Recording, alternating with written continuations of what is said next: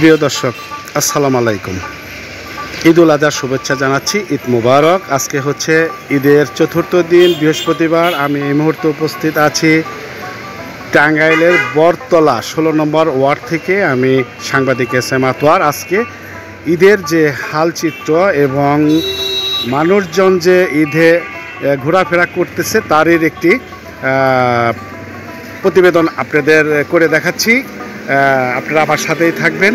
প্রিয় দর্শক, দেখতে পাচ্ছেন যে যারা ঈদে আজকে চতুর্থ দিন চলছে ঈদুল আজহার, এবং মানুষ তাদের নিজ নিজ আত্মীয় স্বজনের বাড়িতে বেড়াচ্ছে, ঘুরছে এবং আনন্দ উপভোগ করছে।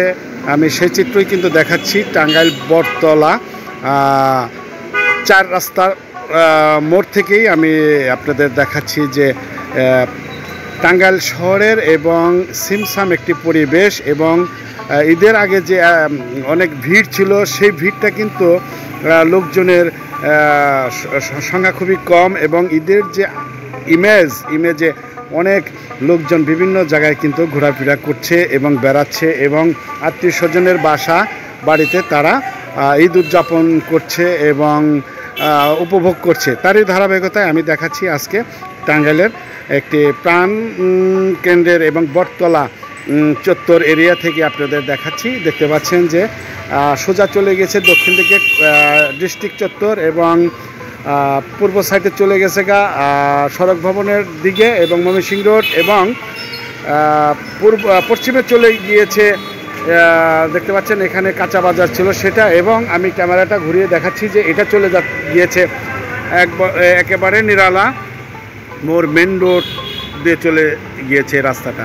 দেখতে পাচ্ছেন যে গাড়ি ঘোড়ার সংখ্যা, অটো রিক্সা এবং গাড়ি ঘোড়া খুবই কম প্রয়োজন ছাড়া, এবং লোকজন কিন্তু বিভিন্ন এবং স্পটেই তারা ঘুরতেছে, বিনোদন কেন্দ্রেই ঘুরতেছে, এবং এইখানে কিন্তু যেহেতু এই দিকটায় অনেক লোকজন যাচ্ছে, যে দেখতে পাচ্ছেন যে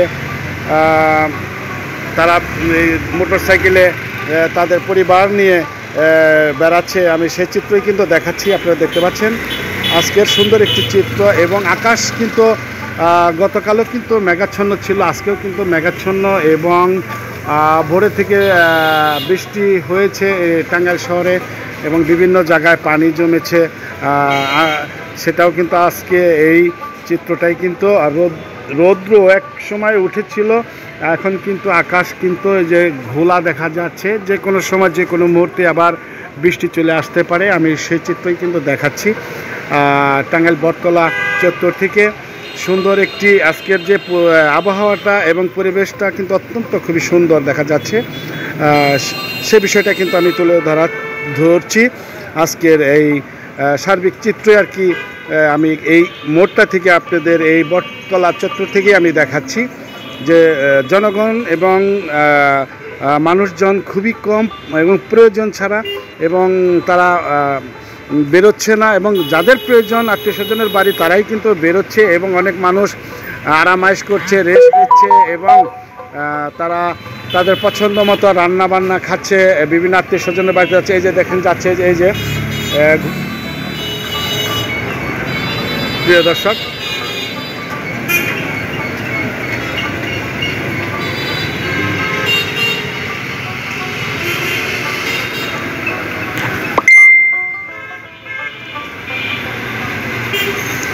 যেমনটি বলছিলাম আপনাদের মতোই আমিও ঈদ সুন্দরভাবে কাটিয়েছি।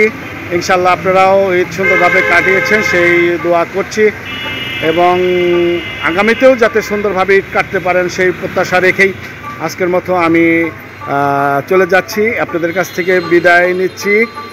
ঈদুল আজহার শুভেচ্ছা এবং ঈদ মোবারক। যে যেখান থেকে দেখছেন আশা করি ভালো আছেন এবং সুস্থ থাকবেন এবং নিরাপদ থাকবেন।